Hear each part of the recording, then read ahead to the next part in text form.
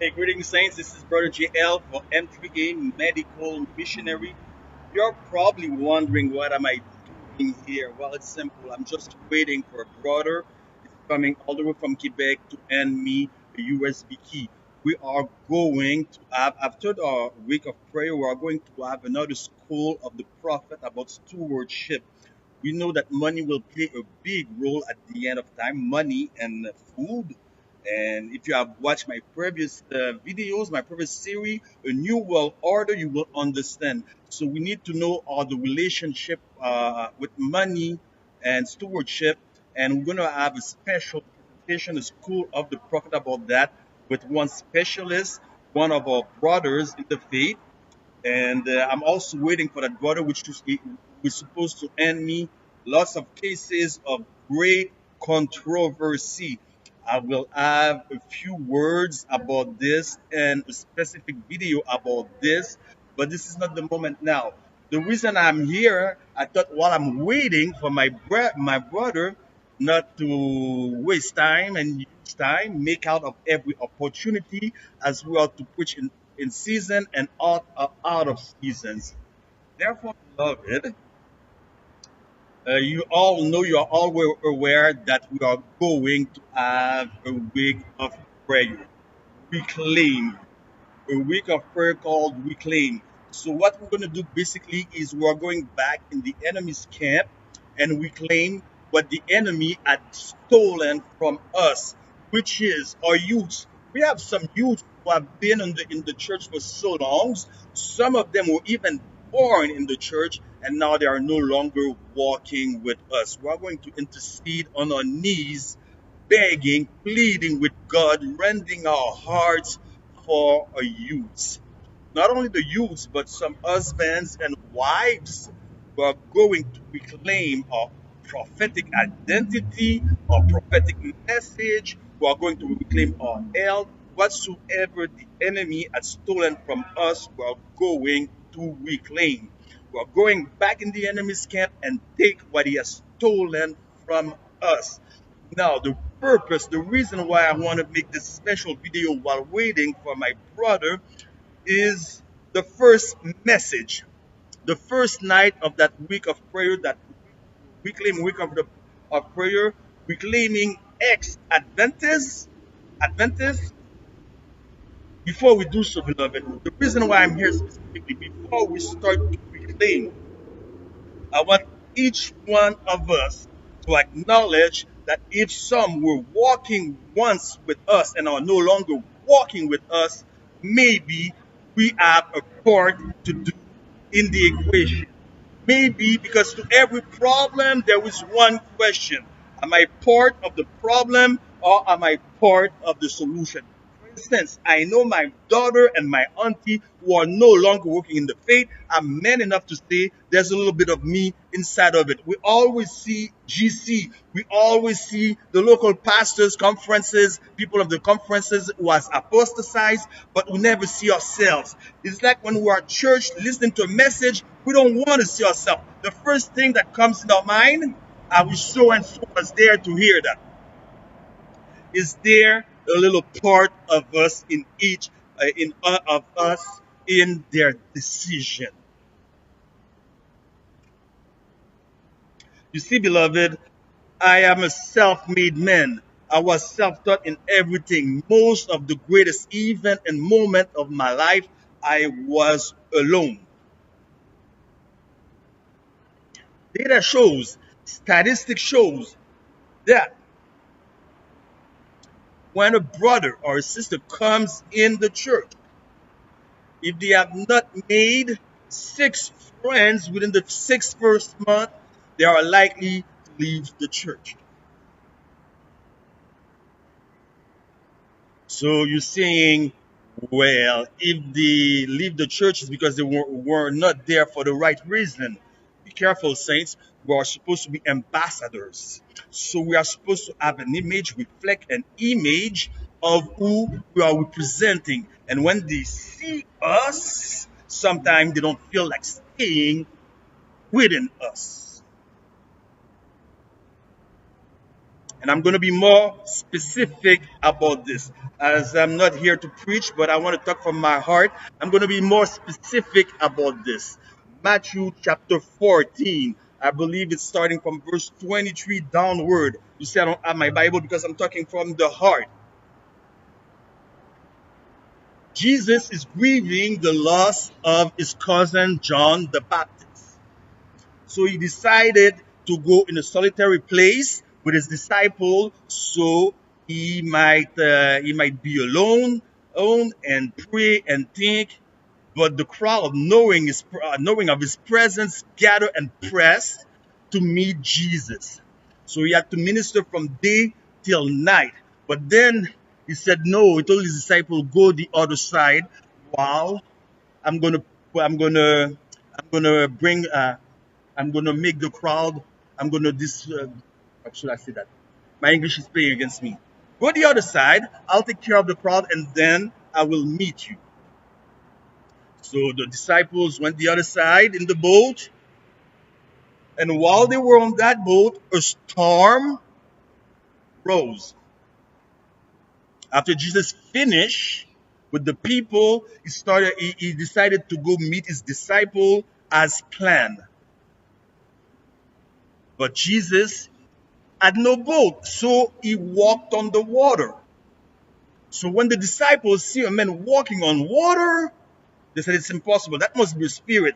They were afraid. So what did they do? They were afraid. But Peter, listen, Peter said, "Lord, if it is you, bid me to come towards you." And Jesus says, "Yes, come." So Peter got out of the boat and started to walk on water. And then contrary winds showed up. He got scared and began to sink. And he made one prayer. It wasn't no pastoral prayer, no flowery prayer. He cried out three words: "Jesus saves me." Immediately, Jesus took his hand, got him off the water. They started to walk together towards the boat, got in the boat. And as soon as they got in the boat, all the disciples who were witnessing the scene came to Jesus and started to worship and praise him. "Thou art surely the Son of God." I will stop there. I will stop there and give you some detail, and you will see where maybe you fit and in the decision of some people to leave the church. Beloved, I believe it was 2009, 2010. I was somewhere in South America preaching an evangelistic campaign. It was so hot, I couldn't sleep. I put the AC on, but it seems that it got hotter. But it so happened in front, in front of my hotel, there was the sea, the beach. So I got up and said, "No, I'm gonna go in that beach and I'm gonna go in and suit myself because it's way too hot." So I went there. I thought I would suit myself. But when I put my first foot in the water, I had to take it immediately. The water was so cold. Believe me, in as much as I was hot, the water was so cold that I couldn't put my foot in more than 2 seconds.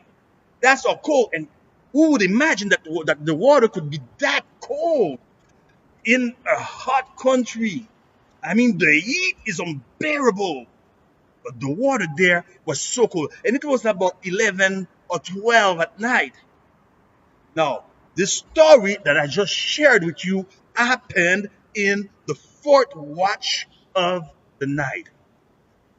What is so special about the fourth watch of the night? It is the darkest hour, just before the dawn, the break of day. The darkest hour. And it is the coldest hour. The water can be so cold that you can catch hypothermia. And people die of hypothermia. So what happened? What am I saying? Peter was the one who got the faith, enough faith to get out of the boat.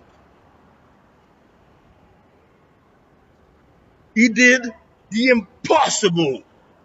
And this is an example for each one of us. And the other ones were watching him do the impossible. The other one in that instance represent church members. Of course, Peter sang because he looked around and says, look at me, I'm doing the impossible. He got his eyes off Jesus because of pride. But this is not where I want to go. This is not the route I'm taking. He was the only one who did the impossible. And sometimes when you do the impossible, there are haters. Let each one look within and see if they are not part before you start to claim the other ones who have left. Let each one look inward, see if you don't have a role to play. There are haters. So Peter sank, and Jesus got him up, raised him up. Jesus is ready. If you have left the church, Jesus is ready to raise you up. Come back home, brother. Come back home. This week is for you. In the darkest hour, you are alone. And most of my life, in the darkest hour, just when I needed my friends the most, I was alone. I know the feeling. And I'm here for you. Listen, listen, listen. This is what I will do. Call me. How about you call me? 011 if you are overseas, 438 regional code 4684173. Come home, brother. Come home. My sister, you have left the church. I understand. Come home. Stop saying it's them, it's because of them. Leave the past behind. Let gone be bygone. Come back home in such a time, the darkest hours in history, right there unfolding before us, just like it was the fourth watch, darkest hour of the night. This is in the time and day, in the days and time that we are living everywhere around the world, especially with that Israeli war, everything pointing toward a great crisis. Come on, brother, the darkest hour. So let me go back to what I was saying. It's when Peter sank and Jesus got him up, raised him up. They got in that boat. The first thing they started to do, worship and praise Jesus. Oh, thou art truly the Son of God. Wait a second. Something's not right in that episode. Wait a second. They are worshiping the Son of God. Hmm. This is us. We like to worship. We stay between us. We don't want to mingle, study, and let the people outside perishing in the world, while testimony says we have a mission. It's to push the first, second, and third angels to the whole world, and we are not to be absorbed by anything else. It's not to preach the first, second, and third angel message to Adventists, between Adventists, but to the whole world. We let the others perish. But that's not where I'm getting at. It started to worship Jesus, but nobody. Peter is there alone. Are you alone, brother? This is going to be for you. Alone. Nobody's saying, hey, we need a towel for Peter. We need an air dryer for Peter. Peter is wet. It's freezing. This is called hypothermia. The risk of death is imminent for Peter. You have fallen after your greatest accomplishment. And church member have tossed you after you have fallen at the time you needed them the most. Now you said, no, they don't care about me anyway. I'm leaving back home. For you, you see, there is one who can understand you. There is one. Come back home, brother. My sister, please come home. Nobody cares. You know why they didn't care? Because Peter was wet. And actually, in our day and age, there are different sections in the church. You got a section for the Pharisees, you got a section for the youth, for the elderly person, and notice together mixed with one another. You got the mother's room, you got the section for the frozen chosen, and you got a section in the church for wet people. Wet people. Huh? People like Peter. People are, while all the rest are worshiping God inside the same church, they're leaving you. Have you left somebody who was wet, not caring about him? First thing that came out of your mind, let's search a soul and them, taking Paul out of context. Have you done some study about this text, what was happening in Corinth? We are so holy. We take one that holier than thou attitude while our brothers and sisters are leaving the church.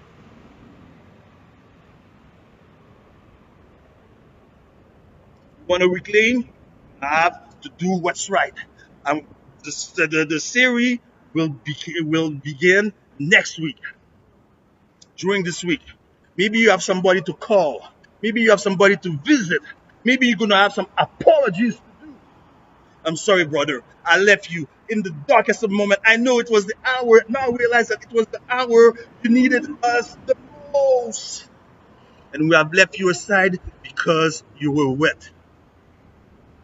You see the cure for hypothermia? Let me tell you the cure. You take off your clothes, all right? Take off your clothes, and then you ask that person body to body, and you put a towel. That's the that's the best way for hypothermia. Warm body eat. Your body will eat the other body. That's the best way. I'm going to finish with this. Luke chapter 15. This is for you, my brother. This is for you, my sister who have left the church. Luke chapter 15, the prodigal son. The father was waiting every day, hoping that his son would get back to his normal senses. And it so happened that his son decided to go back home. And when the father saw him from a distance, he ran towards him, embraced him, got the fattest calf to be killed for a party. He put a ring and nice robes over his son. Do you understand? You've been Adventist before. I don't have to develop on that. But it was the brother. In other words, brothers in the church started to talk. Beloved, come back home. Jesus is calling you today. Jesus is calling you today because who cares what the brothers are saying? The brother who was in the church was against the father's attitude toward his son. Toward his son came back home.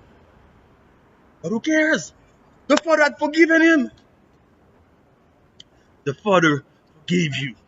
He forgave you while the church board was still voting. He forgave you while the members were still meeting. Come back home, brother. Come back home. He's calling for you. He's searching for you. He's waiting for you. Come back home. This week is for you. It's for you who have left the church. This week is for you. And I'm guilty of it also myself. I want to apologize. All right, guys? I want to take the moment to apologize. If I may have hurt somebody with an holier than thou attitude, I'm sorry. I'm sorry. That is why the Father says, Jesus says, Father, forgive them, for they know not what they're doing. I'm overzealous sometimes, thinking that I'm doing good while I can be used by the enemy. This happened to the best of us. Please forgive me. I beg you, my brother, forgive me. If I may have hurt you, please. I'm sorry. I'm sorry from the bottom of my heart. Come back home. My sister, come back home. Come back home. Please come back home. Call me. Whatever you are facing today, you feel like that you are alone. You have been rejected in your darkest moment and in the fourth watch of your life. The coldness in the church towards you. There's one who is still warm. My heart is warm. My heart is warm for you also. Come back home. In entry medical missionary, no one will reject you. Come back home, my brother. Come back home, my sister. We love you. I hope you take this message seriously. And all of you who are watching, please consider this message. Maybe before we do so, because we are going down on our knees, we are going to pray that not your prayer be hindered. Had I conceived iniquity in my heart, you would have not listened to the psalmist. Let us go back on our knees, pray, but before that, we need to do the right thing. We need to be man and woman enough to say, yes, I am part of it. I am a part of the problem.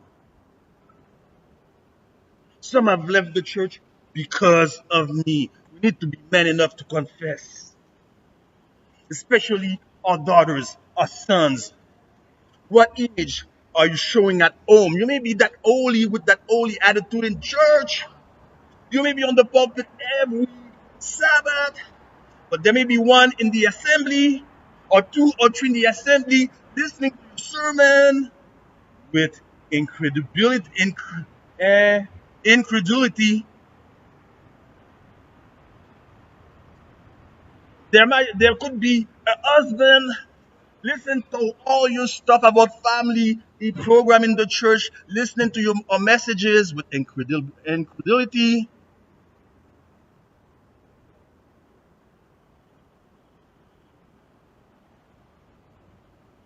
People see the outside appearance, but it is the closest to you that knows that you are a joke. You want to reclaim, but yet you leave your sons and daughter with those PS, Nintendo, I don't know, Xbox game of Satan, of the devil. I never understood why a pastor or an elder could leave those video games in their homes. You're preaching about family things or marriage while your sons and daughters are having affair outside of wedlock,